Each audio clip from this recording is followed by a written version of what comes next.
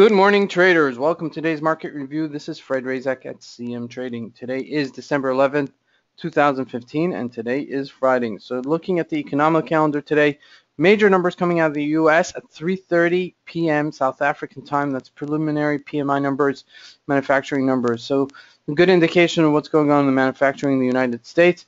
And also at 5 p.m. South African time, we have consumer confidence coming out. That is a major number.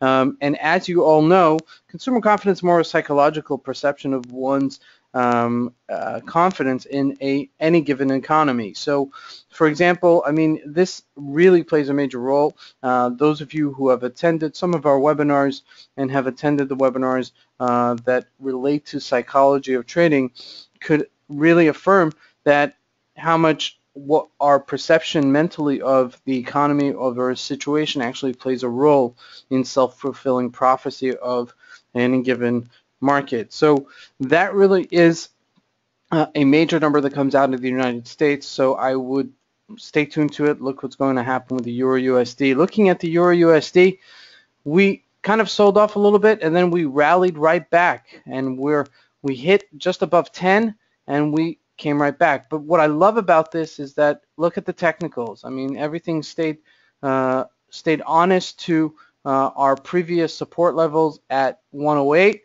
and sure enough, we rallied above to 110-ish level. Right now, we're trading at 109.5. So I'd be interested to see if this rally continues. Surely enough, this 110 is a major number, obviously, because it's a round number, number one. And number two, we've hit this threshold once before, several times, as a support previously, as a resistance previously. So this is a major number at 110. So I'd like to see if we're just going to trade this between this 108, 110 level, and to see if we'll break up above it and maybe maintain above it. So that's something that really we'll have to keep an eye out. But, you know, all in all, it's been great trading the EURUSD. There has been some moves. So obviously this is last week's move, but, you know, if you just played the resistance levels, bought at 108 and then sold at 110, you could have made some good money. I mean, that's almost a 170 pip move in just less than a week. So, you know, there have been moves, okay? This is really the time of the year where things really happen. The GBP Japanese yen bouncing off this level of 184, as you can see here, and we're, you know, right here, right above it at 184.69. The question is are we going to go higher? We're somewhere in the middle of that right now, and a little bit of a resistance at this 0.69 level. So the question is, you know, is this going to go higher? So we've tested it a few times here and we failed it, but you know, it looks like it's holding, and so I would keep an eye on it to see if it does hold, maybe for a breakout move to this 186, 185 level. Looking at the Dow Jones, not a big number yesterday, nothing really colossal. We did rally a little bit, about 100 points, but still shy of our 17,850. So like I said, we're in a seesaw here between 17,850, 17,592, and the question is, will we rally into the end of the year? I'd like to see a rally into the end of the year. So a lot of questions in regards to Dow Jones, because we are going into a presidential elections in the United States next year. So it could be kind of interesting who wins over there and how that affects the economy, obviously. You know, if Donald Trump should win, then maybe it's time to buy again the Dow Jones. I don't know, but that should be kind of interesting how that unfolds and how that reflects in the markets. Looking at oil, guys, come on, this is such a layup. Okay, layup means like it's an easy trade. Look at this, dead on the water. We've been trading below 43, 42, 41, and I've been mentioning this, that it's really dead at $36 price of oil per barrel. I mean, this is really unprecedented. So I mean, we really have to go to a weekly chart here, and this is all-time lows. Okay, so I think even lower. Yeah, I mean, we're closing lower than what we closed in 2009. This was the big debacle of the crash of 2009.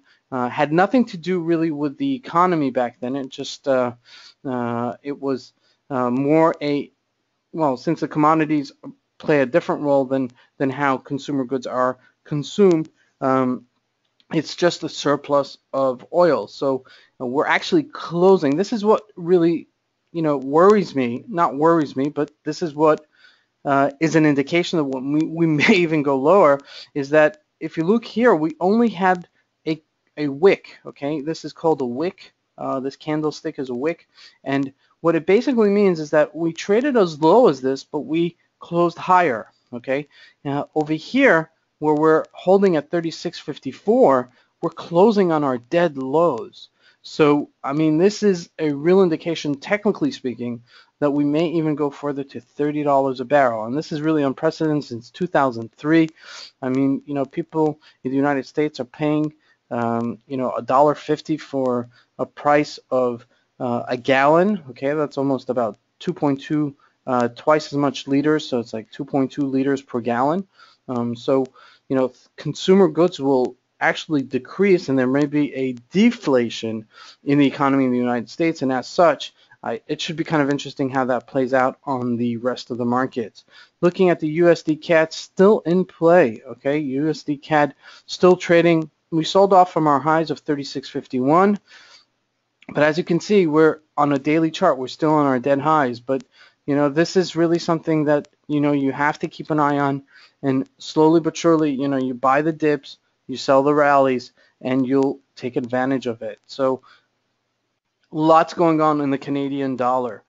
Looking at the USD Rand, it continues to depreciate at 15.46. I mean, this is really something that's unprecedented. Also for the Rand, I think, it's the one currency that keeps on getting weaker. And we kind of said this at 13.99, at 14, where we said if it breaks out, it will break out even higher. And I haven't really, I've been, you should slap me on the hand and give me a punishment because I haven't really covered it in our daily review, and I really should, because it's something that is unprecedented as well. So earlier this week we had this tremendous rally, the US dollar and the Rand just completely getting weaker, and we faded the move. Okay, well, this is a classic fade where you could have made money both ways. Even if you missed this initial rally, you could have sold off here. See that it starts firming up at 14.85, and just get out of it and flip it quick to a long, and you could have made an easy 300 pips on this. It's kind of crazy what's going on in the USD ZAR. I mean, this is not fair because this doesn't replicate a weekly chart or a daily chart because it's hard to see it here. But it's really scary what's going on to the Rand, and we've spoken about this once before. Since 2012, we went from 8 to 14 to 15. That's almost a 100% depreciation in the Rand, and that's really, really very scary. So, I mean, those of you that are trading and have home currency in the Rand, I say this once, I say this twice, you can avert some of that risk by changing your money into dollars and maintaining an account and trading it against the dollar. So, this is what I would suggest to you.